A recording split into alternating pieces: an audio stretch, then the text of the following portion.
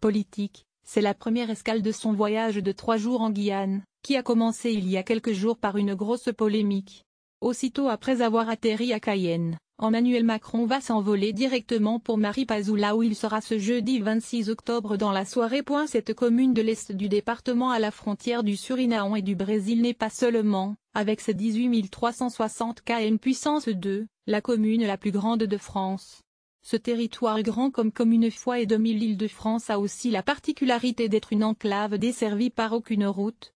Il n'y a que 2 moyens pour arriver sur place: l'aérodrome où le chef de l'État va se poser et le Maroni, le fleuve qui sépare la Guyane du Suriname. C'est comme cela que Nicolas Sarkozy s'était rendu sur place en 2003, 2006 et 2012 juste avant Jacques Chirac quand il était Premier ministre en 1975.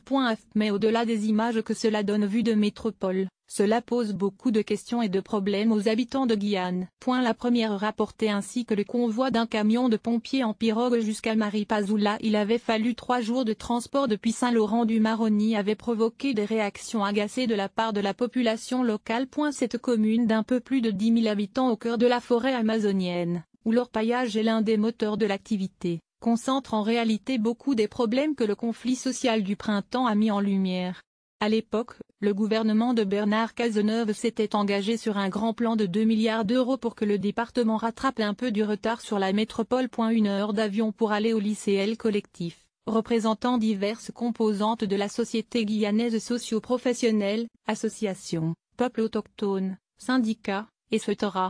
réclamait notamment des mesures pour renforcer les moyens de lutte contre l'insécurité, désenclaver les communes dont certaines n'ont toujours ni eau ni électricité, mieux reconnaître les peuples autochtones, améliorer les services de santé défaillants et le système scolaire inadapté à une démographie galopante. À Maripasoula, par exemple, il n'y a pas de lycée, ce qui oblige les adolescents à aller en internat à Cayenne, à 1 heure d'avion.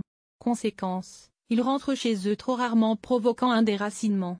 C'est la même chose qui arrive à des plus jeunes encore puisque les enfants des nombreux villages qui composent la commune doivent partir en internat avant leurs 10 ans.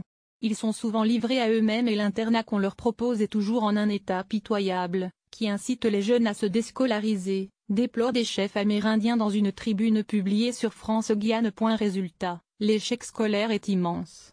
En 2016, seulement un tiers des plus de 15 ans avaient un diplôme. Cela découle sur des problèmes immenses pour trouver un emploi.